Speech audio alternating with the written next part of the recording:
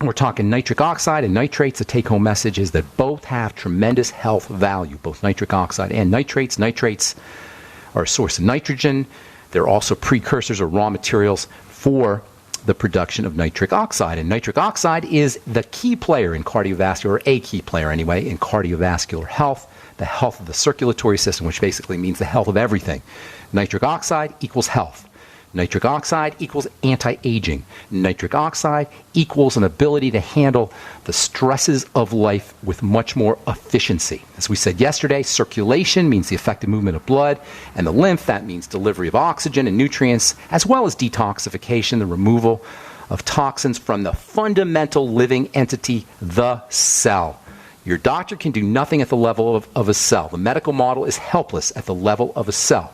And all disease is cell disease. So what does that mean? That means the medical model is helpless at the level of disease. If all disease is cell disease, and the medical model can do nothing for the health of a cell, and it can do nothing for the health of a cell, that means the medical model is useless and helpless at the level of disease. All disease is cell disease, and all health is cell health.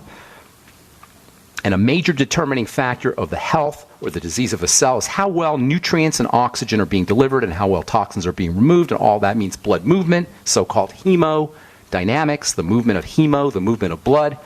And nothing improves hemodynamics, the movement of blood, better than nitric oxide. It's for this reason that more and more and more, almost every day, there's another article about the importance of nitric oxide, this molecule that we've only known about for about 30 years or so. More and more it's becoming recognized as a major player in all health and all disease and anti-aging itself. More and more we're understanding that nitric oxide, this gas hormone, that alone is so cool. It's a hormone substance. It signals, it commands, it orders, it tells cells what to do. It's emitted as a gas. And this stuff, this nitric oxide that keeps our blood flowing and helps the body handle stresses and even helps fight cancer and even helps fight infections. It is a youth-inducing, longevity-encouraging, anti-aging substance, and anything we can do to improve nitric oxide levels is going to be in our health and anti-aging interests. So understanding how to pump up, how to make our nitric oxide levels go up is super, super, super important. And one of the most important ways to turn on nitric oxide production, to make more nitric oxide, to improve blood supply or blood flow, to improve our ability to handle stresses, to improve heart health and brain health and liver health and the health of all of the cells of the body. One of the most important ways to turn on nitric oxide is by giving the body mild stresses. Mild. Stress is our friend. Mild stress is our friend for a lot of reasons, but one of the most important reasons why mild stresses are important is because mild stress boosts nitric oxide production. Exercise, mental challenges, emotional challenges, grief and fear, getting past our comfort zone, getting away from our comfort zone, which obviously by definition is going to be uncomfortable. These are all nitric oxide boosting strategies. Getting out of our comfort zone boosts nitric oxide. How cool is that? That the body is so kind and so loving and so responsive that when we are mildly stressed, the body upregulates stress handling chemistry. When we're mildly stressed, when we get past our comfort zone, our body supports us via the chemistry of healing. That's how much the body loves us. When we have a little bit of stress, the body protects us by upregulating stress chemicals, stress handling chemicals like nitric oxide. Caloric restriction, we talk about that all the time. Fasting, reducing calories. Caloric restriction is an example of a mild stress. And guess what? Nitric oxide, as it turns out, is what gives caloric restriction its well-known anti-aging benefits. One of the things that gives caloric restriction its well-known anti-aging benefits. Caloric restriction is a kind of stress. It's a kind of metabolic stress on the body. And under conditions of mild stress, pro-health chemistry is upregulated. Under conditions of mild stress, anti-aging is upregulated. Under conditions of mild stress, healing is upregulated. The body is the ultimate adaptive biological system. It gets bigger and better and badder and stronger under conditions of mild stress. It's hardwired to perform better under conditions of mild discomfort. The body is hardwired to perform better when we leave our comfort zone. This is an evolutionarily designed mechanism that keeps us leaving our comfort zone. We grow when we leave our comfort zone. So we have been selected for, from an evolutionary perspective, to leave our comfort zone. We are the descendants of ancestors who got better when they left their comfort zone. They were more equipped to survive the stresses of life when they left their comfort zone. This is why it's so important to experience mild discomfort, to leave our comfort zone. The production of stress-handling chemicals is increased when we're slightly uncomfortable. When we're stressed, the body makes more stress-handling chemicals so that we can withstand the stress. Mild stresses, this is the key. Mild. The system can be overwhelmed by too much stress. So it's mild stress that stimulates the production of stress-handling chemistry. And nitric oxide is not only an example of a stress-induced chemical that helps the body handle stress, nitric oxide can actually be considered the ultimate marker for the upregulation of stress-handling chemicals. What I'm saying here is when nitric oxide goes up, you can assume that all the chemicals of longevity and wellness are going up as well. When the body makes more nitric oxide, it makes all of its anti-aging chemicals as well. Yesterday we talked about foods that can boost nitric oxide because nitrates, this is the subject matter we've been spending the last couple of weeks on, 3 weeks or so on. Nitrates are raw materials that the body can convert into nitric oxide, and because veggies are our healthiest source of nitrates, drinking veggie juices, eating salads, eating vegetables in general is a wonderful, maybe the most important dietary strategy for boosting nitric oxide. Eating your veggies. And because nitrates can be activated by oils, it's a good idea to mix your veggies with some butter or coconut oil or fresh cold-pressed nutritional oil. I'll tell you about that when we come back from our break. I'm Pharmacist Fan. 844-236-6010 is our number. We'll be back right after this. All right, so fats and oils and veggies. There's this whole subject of veggies of oils, is just so confusing for folks. And I can see why, because some people say don't use oils. Other people say do eat oils. As far as vegetables go, there's a lot of upside to mixing your vegetables with oils, be it butter or coconut oil or flaxseed oil or olive oil or macadamia nut oil or good vegetable oil. You always got to make sure your oil is fresh. You always got to make sure your oil is kept in cold in the refrigerator, in a dark bottle. When nitrates from vegetables contact these oils, they produce something called nitro fatty acids. We talked about this yesterday. These nitro fatty acids, NFAs, this combination between oils, between the fatty acids and oils and nitrates in vegetables are thought to be responsible for all of the benefits associated with the so-called Mediterranean diet, which is a high oil, high salad diet. NFAs are anti-inflammatory. They protect cells. They're especially important for the circulatory system. Above and beyond nitric oxide. Yes, nitrates will help you make nitric oxide, but above and beyond nitric oxide, you get the combination between nitrates and fatty acids and oils combined to form these NFAs. The more oils and vegetables you eat, the more NFAs you have. And NFAs are thought to be responsible for lots of benefits for the circulatory system. And NFAs are just one of the benefits to using a quality, fresh, cold-pressed, kept in the refrigerator, kept in a dark bottle, a nutritional oil. There's lots of others. Oils help pull phytonutrients out of vegetables. A lot of people, especially as we get older, we don't absorb our plant nutrients. So if you have a gallbladder missing, or if you have a history of endometriosis, or if you're postmenopausal, or if you have intestinal issues, and this covers a lot of folks.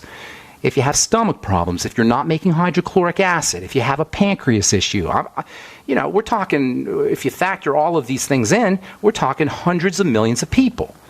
These are all folks who are not going to be able to access phytonutrients out of vegetables as effectively as a healthy person. And these phytonutrients have names like carotenes, beta-carotene, lutein, zeaxanthin. You've all heard these terms.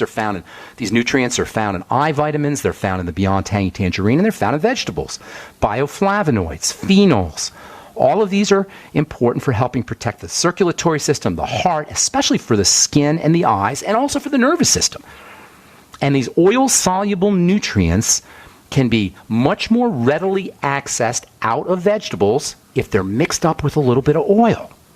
They're oil soluble. That means if you add oil, and especially if you add oil and a little bit of heat, these nutrients, which are hard to access, can get released out of the spinach and out of the carrots and out of the beets and out of the celery, and it'll be much easier for the body to absorb them. These oil-soluble nutrients that are so important for the health of the heart and the circulatory system and the skin and the eyes, they support nitrates. They work in tandem with nitrates. These phytonutrients and these nitrates, they all work together and they come out in the oil and they improve our body's ability to utilize them. This makes these oil-soluble nutrients super duper important, and it makes oil really important. Look, if you don't want to use a liquid oil, and the liquid oils are certainly more unstable than the solid oils, use butter, use coconut oil. And if you use a nutritional oil, not only will you be able to access these phytonutrients out of your spinach and out of your carrots and out of your other nutrients, but you're also going to minimize the effects of nitrosamines. You know, nitrates get a bad rap because they produce these toxic compounds, but if you're getting your nitrates from vegetables, you're going to have the cofactors, the vitamin C and the vitamin E and the carotenes that will protect your body from making these carcinogenic compounds. And of course, you'll also be getting the nutrients that are in the oil as well. There's vitamin E in oil, there's omega-3s in oil, omega-6s in oil. There's even non-essential fatty acids like omega-9s and omega-7s in oil. Now, the downside to oils is their instability, and this is where nutritionists and a lot of folks I respect say that you don't want to use oils. That's because they're unstable. The more liquid an oil is, the more unstable it is. Oils can form free radicals, and they can actually form free radicals even in the body. And this is indeed a problem, and it's indeed an issue. Their instability. All high-energy nutritional supplements have a tendency to oxidize, have a tendency to be reactive, and this is why nutritionists and medical professionals, including Dr. Wallach, recommend staying away from oils. Personally, I think this is a little drastic. And while Doc Wallach and other nutritionists certainly have a point when they talk about the ingestion of unstable oils, rancid oils, liquid oils, in my opinion, to completely avoid all oil because of the potential for rancidity or for the potential for instability or the formation of free radicals, etc., is throwing out the baby with the bathwater. You're going to lose all of the nutritional value of the oils, and there's lots of nutritional value to the oils. When you factor in all the nutritional benefits in combination with the potential for instability, the way I look at it is it's probably a good idea to make sure you're using oils, especially mixing them up with your vegetables, but always make sure that your oils are manufactured without processing chemicals, cold pressed and fresh, kept fresh in the fridge. And make sure you're using vitamin E also on a regular basis. Vitamin E protects oils from instability. Now, is there a cut and dry answer to this? No. This is all a matter of opinion. I'm giving you my opinion. And by the way, I've observed the effects of oils personally, firsthand, not only in my life, but also in many of my patients. When people make sure they're getting enough oil, whether it's a vegetable oil or coconut oil or any kind of oil, skin health improves. That's one of the first things that happens. When you make sure that you're getting enough oils, good, healthy oils now, I'm not talking about processed oils or hydrogenated oils, female reproductive health improves as well. Lots of markers of health improve once we start using oils. And one of the best things, one of the most important things that happens once you increase the amount of oils, whether it's coconut oil or butter or vegetable oil, once you increase the amount of oils that you're getting, is you don't crave fatty foods. If you are craving fatty foods, if you can't resist French fries and potato chips and pizza and donuts and all the foods that we love to eat that have fat in them, if you can't resist fatty foods, the chances are pretty good that you're fat deficient. And then we come to coconut oil. Man, is that amazing, amazing stuff. I am absolutely in love with coconut oil for a lot of reasons. First of all, it tastes amazing. It tastes delicious. But on top of that, on top of the great taste, it's loaded, and I mean loaded with nutritional value. A lot of benefits to coconut oil. And like with nitrates, we're learning more and more about the value of coconut oil every day. We'll talk about that tomorrow. I want to get to some phone calls here. The phone lines are filling up. Got a line open at 844-236-6010. 844-236-6010. Tomorrow we'll continue talking about nitrates and oils.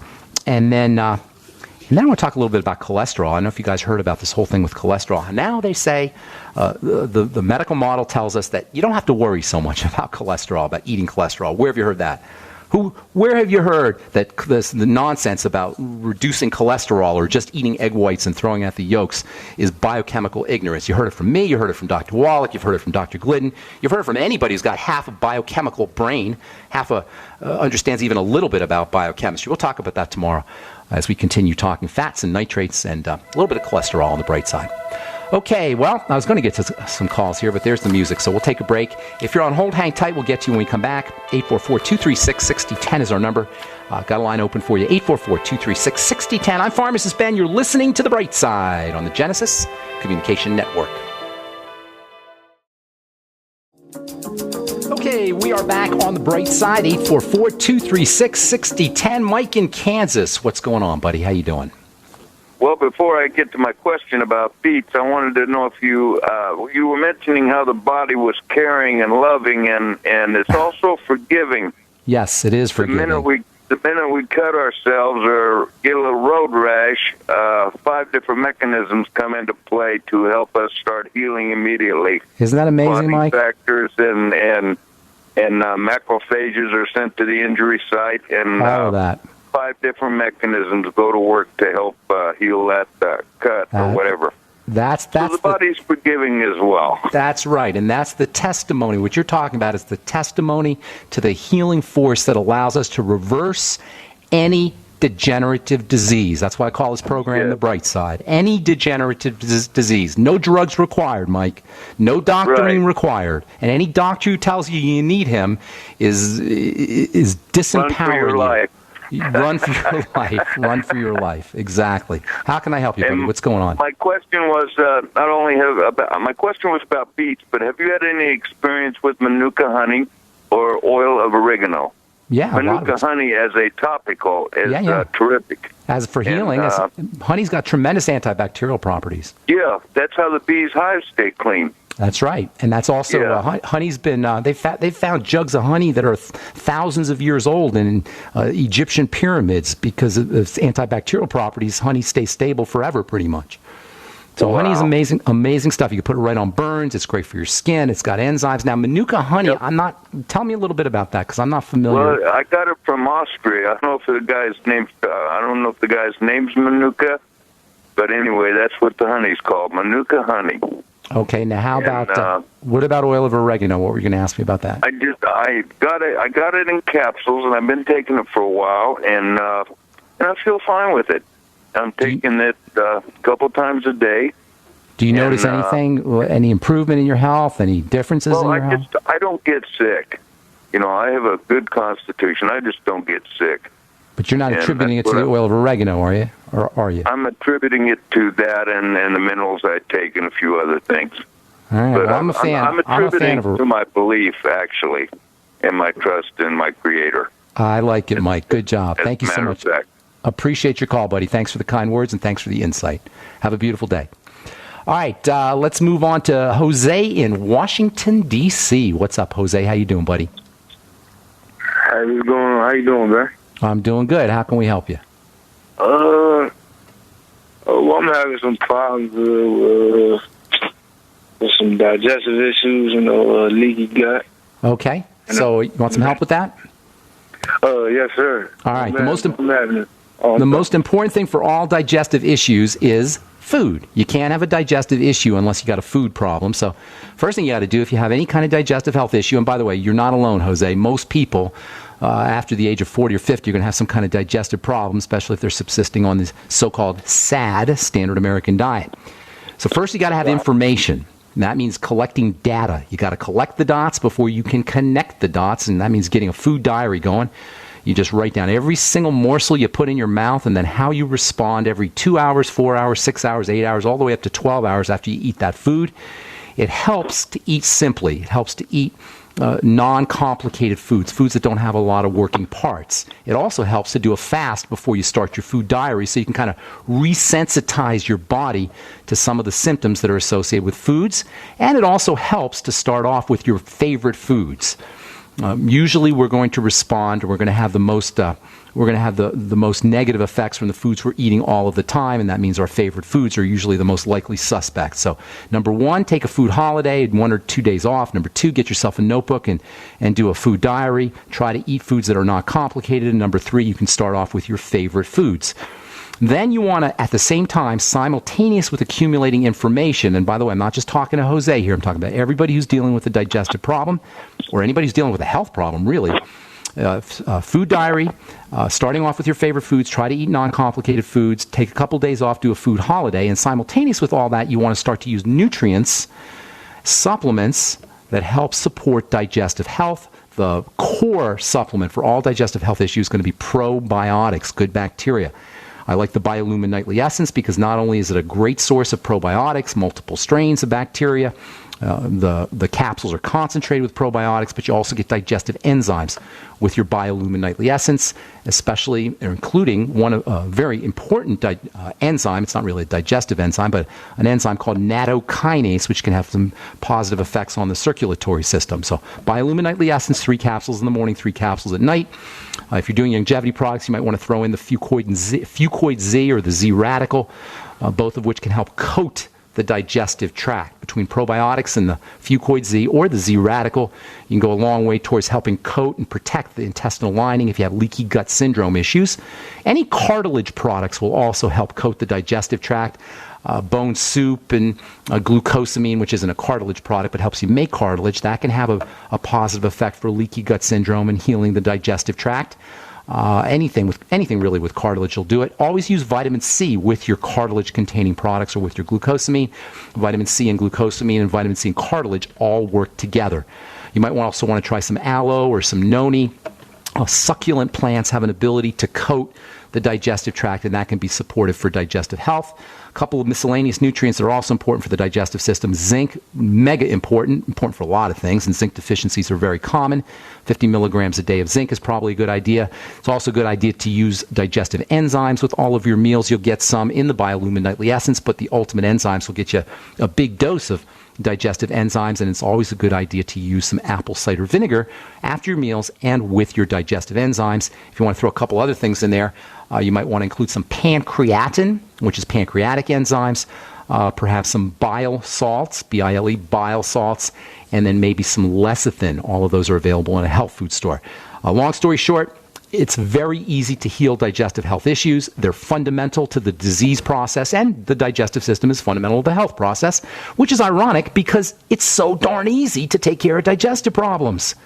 Listen, this is how easy it is to reverse degenerative disease. All degenerative disease has an underlying digestive health component, and digestive health is super easy to address. You simply change what you eat, and you strengthen the digestive system. Now, because blood sugar issues follow digestive health issues, sometimes you're going to need to throw in some blood sugar support, but that's for another day. Jose, take care of your gut. Fast for a couple of days. Use a food diary. And then start off, once you start adding foods into your food diary, use your favorite foods, and then try to eat not complicated foods, and then use all the digestive support nutrients, including probiotics that we just talked about. Thank you so much for your call, Jose. Hope we helped you out. Let's go on to Idaho and welcome Wes to the bright side. What's up, Wes? How you doing, my man? Yeah. Pharmacist Ben, wanted your comments on a health issue. Yes. Andrew Wakefield has been exonerated. English recently? Gastro intestine doctrine that was saying that autism was caused by vaccinations. Do you know about I know about Andrew Wake. I do know about him, and he got some bad press, and I don't always believe what I read, so I'm not sure what the deal is, but I know he does link vaccinations to a lot of health issues, and they were ripping on him not too long ago. He's been exonerated. Is that what you're telling me? Yes. Well, that's kind of good news. Hang on, Wes. We got to take a break. I want you to tell me about that when we come back. I'm Pharmacist Ben. 844-236-6010 is our number. Got a couple lines open for you. We'll get your calls when we come back from this break. You're listening to The Bright Side on the Genesis Communication Network. Okay, we are back on The Bright Side. Wes, what's going on? What do you want to say about Andrew Wakefield? Yes, he was on the Alex Jones' show last week talking about how he'd been exonerated, but I tried to call in because I'm not sure about him. He was born in England where they really started this vaccinations, and I wanted to ask him, has any vaccination ever been proven safe or effective? I get the impression Wakefield says we need to space them out different or take this or that substance out of them, but my research on the subject says that no vaccination has ever been safe or effective, and that is just a fatally flawed theory that they would ever work. I mean, there's so much going on. The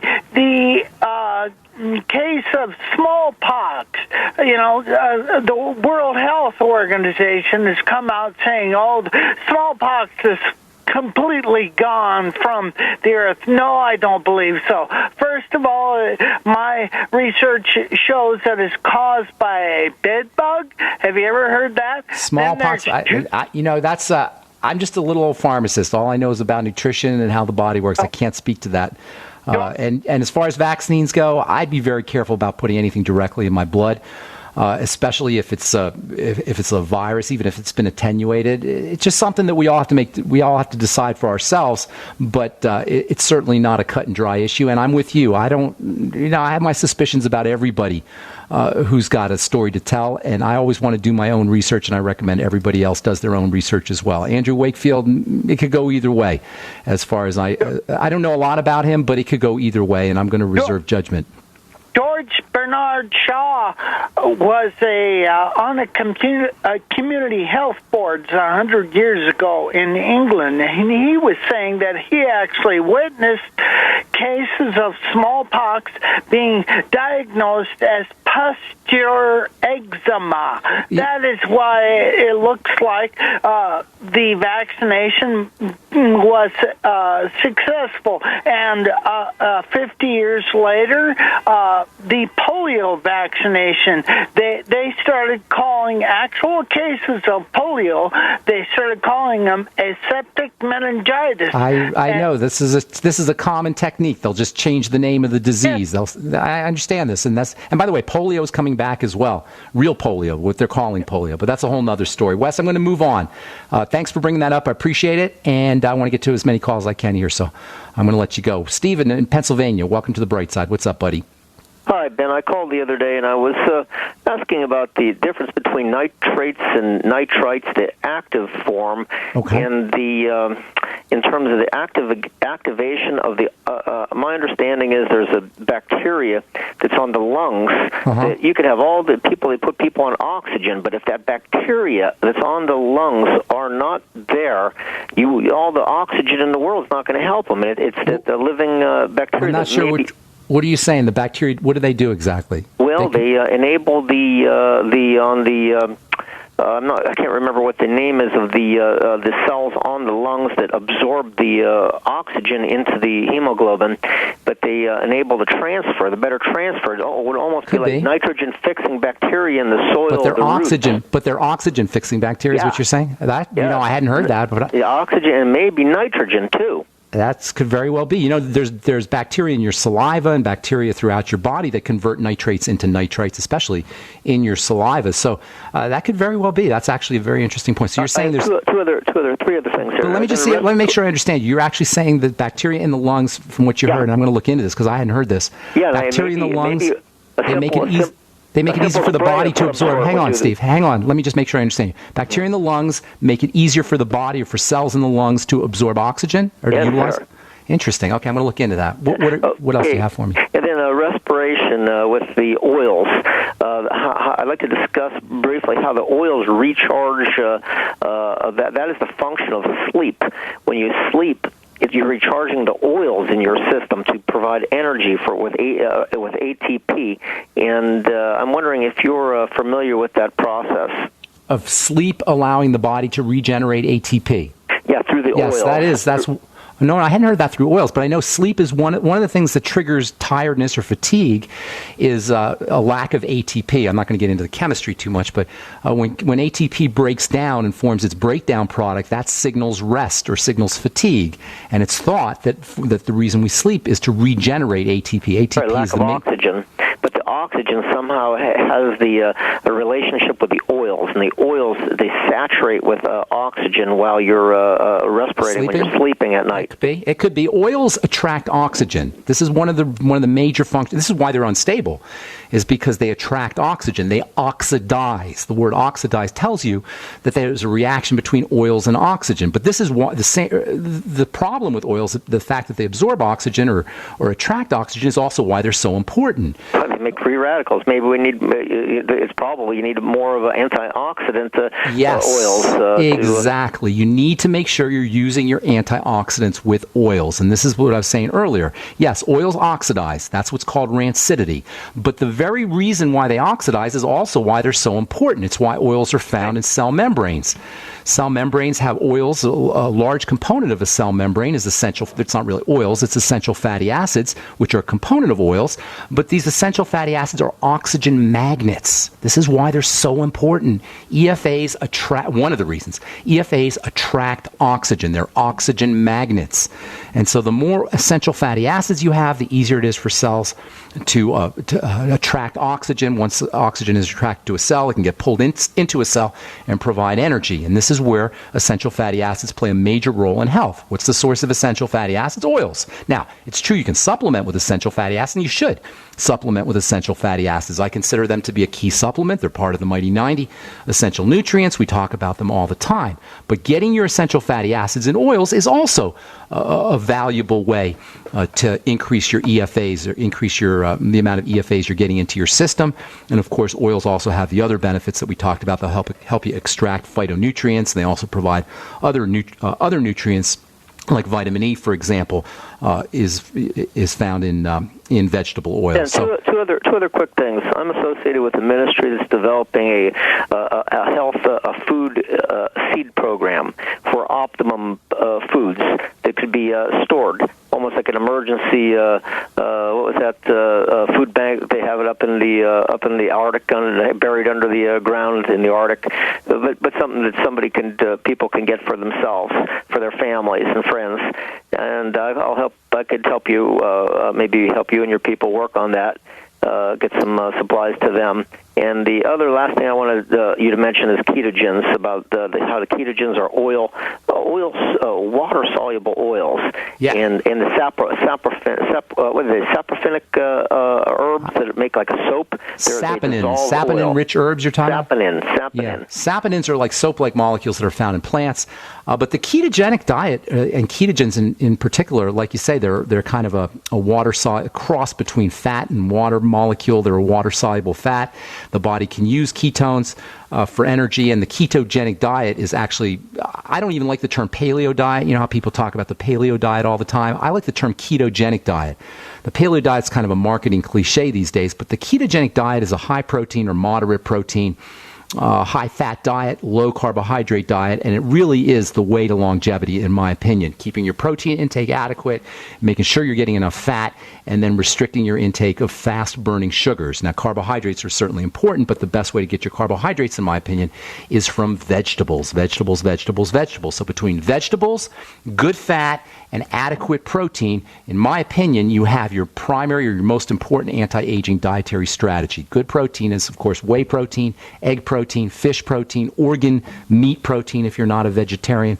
I mean, if you're not a vegan or a vegetarian, fish protein also, and then making sure you're getting coconut oil or butter or some kind of good oil, and then keeping your intake of refined carbohydrates and fast-burning carbohydrates down, but making sure you're getting enough veggies. And always mix your veggies with a little bit of oil, as we were just saying. That helps you access those phytonutrients and nitrates a little bit more effectively.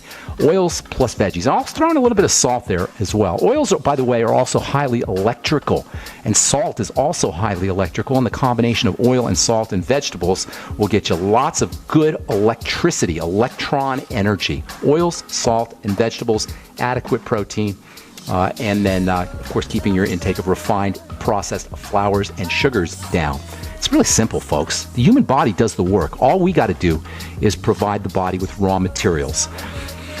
All right, if you're interested in joining the Brightside Ben team, call the phone team, 866-735-2470, or head over to my website, brightsideben.com, or my blog, pharmacistben.com, and click on the Join the Team link. I'm Pharmacist Ben. Thanks for listening to The Brightside, friends. We'll talk to y'all later. Have a wonderful, awesome, spectacular day. Bye for now.